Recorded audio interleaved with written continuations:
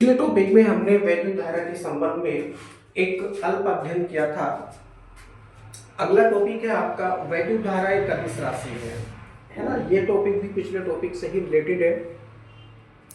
Video बड़ी ना हो जाए इसलिए हमने इसको अगले वीडियो में कवर करने का प्रयास किया है। वैद्युत धारा एक अदिश राशि है। देखिए, हमने पिछले वीडियो में मात्रक तो अध्ययन कर लिया था। वैद्युत धारा का मात्रक क्या है? एम्पियर होता है। परंतु ये कैसी राशि होती है? एक अदिश राशि होती है। कंफ्यूजन भी रहता है क्योंकि जब हम किसी भी परिपथ में वैद्युत धारा दर्शाते हैं तो दिशा का एक चित्र होता है। उसमें दिशा को तीर के चिन्ह लगाकर हम दर्शाते हैं, है ना। कुछ इस प्रकार से भाई मान लीजिए ये कोई वैद्युत प्रतिरोध है, मान लीजिए R है, और इसको हमने एक बैटरी के सहारे जोड़ रखा है। बैटरी के सहारे जोड़ रखा है। बैटरी में दो टर्मिनल है, एक प्लस और दूसरा माइनस, प्लस और माइनस। तो वैद्युत धारा किसी भी परिपथ में उसके धन सिरे से प्रवाहित होती है ना, कुछ इस तरह से। तो अकॉर्डिंग टू डायग्राम जैसा कि आपको दिख रहा है, इसमें मैंने वैद्युत धारा को एक तीर का चिन्ह लगाकर दर्शाया है। तीर का चिन्ह लगा,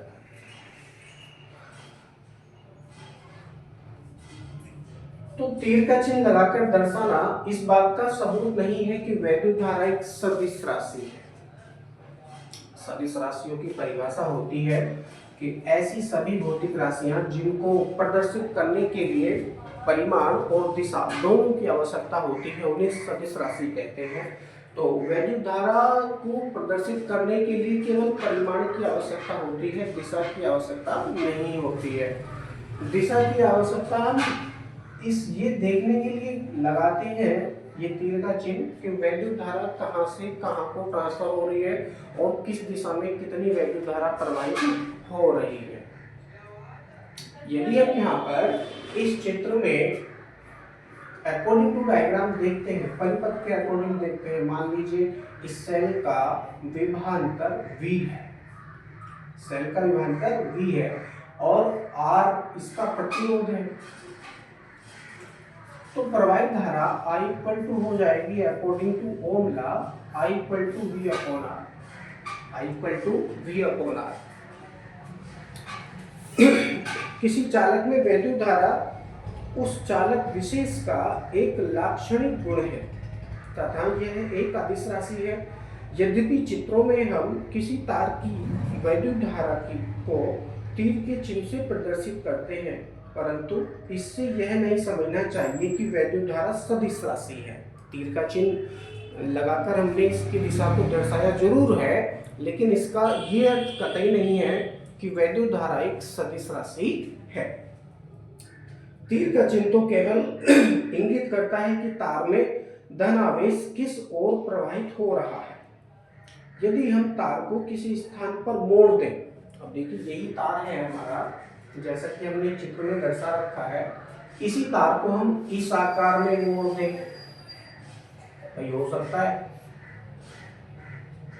इस आकार में हम मोड़ दें, तो क्या होगा? वैद्युत धारा तब भी प्रवाहित होगी, वैद्युत धारा तब भी प्रवाहित होगी। अथवा उसमें गांठ लगा दें तब भी वैद्युत धारा का मान नहीं बदलता।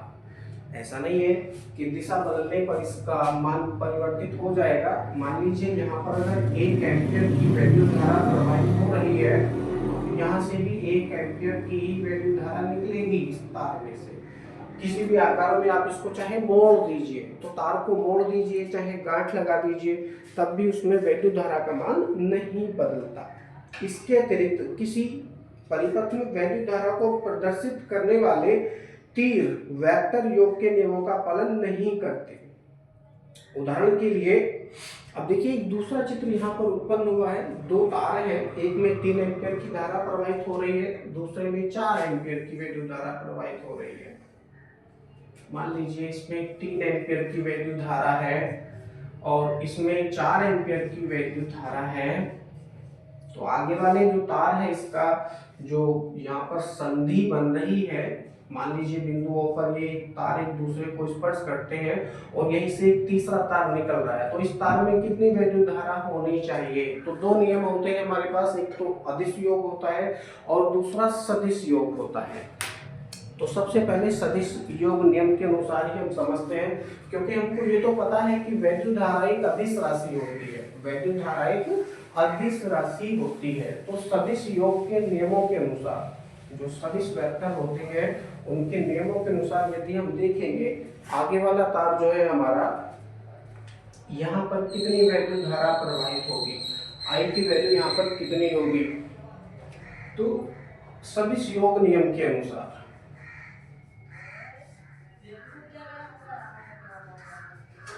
सदिश योग नियमानुसार यदि हम कैलकुलेशन करेंगे तो पहले तार में धारा का वर्ग, पहले तार में धारा का वर्ग यानी 3 का स्क्वायर प्लस 4 का स्क्वायर, 3 का स्क्वायर प्लस 4 का स्क्वायर इक्वल टू आई का स्क्वायर।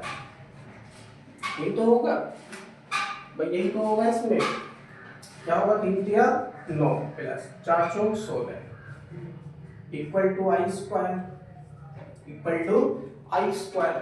अब 16 9 कितने हो गए? 25 equal to I square, 25 equal to I square. अब यहाँ पर स्क्वायर लग रहा है, इसको हटाएंगे तो इस पर अंडर रूट लग जाएगा, यानी आई इक्वल टू कितना आ जाएगा? 25 का अंडर रूट। यदि आप अंडर रूट फाइंड करेंगे तो आई इक्वल टू कितना होना चाहिए? 5 एम्पियर। तो सदिश योग के नियमों के अनुसार इस तार में जो आगे वाला तार है इसमें आई की वैल्यू कितनी होनी चाहिए? 5 एम्पियर होनी चाहिए। परंतु वैद्युत धारा को मापने के लिए एक यंत्र भी बनाया गया है। किसी भी तार में प्रवाहित धारा को मापने के लिए किसी भी तार में प्रवाहित वैद्युत धारा को मापने के लिए एक यंत्र बनाया जिसे धारामापी कहते हैं। धारामापी के अनुसार जब हमने इस तार में वैद्युत धारा नापना चाहा, वैद्युत धारा नापनी चाहिए, तो ये वैद्युत धारा 3 और 4 कितना? 7 एम्पियर पाई गई, 7 एम्पियर पाई गई।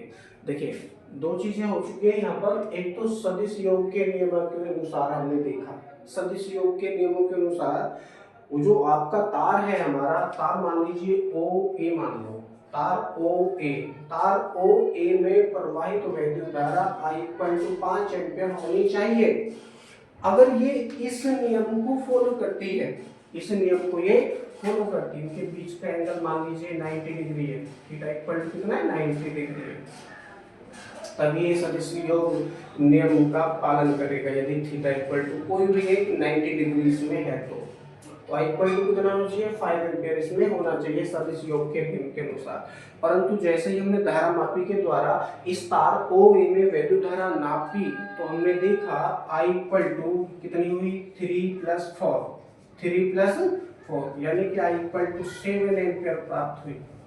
इससे ये सिद्ध हुआ कि वैद्युत धारा को दर्शाने के लिए, वैद्युत धारा को प्रदर्शित करने के लिए केवल परिमाण की आवश्यकता होती है, दिशा की आवश्यकता नहीं होती है। इससे स्पष्ट होता है कि वैद्युत धारा सदिश नहीं, वैद्युत धारा सदिश नहीं बल्कि अदिश राशि है। ठीक है।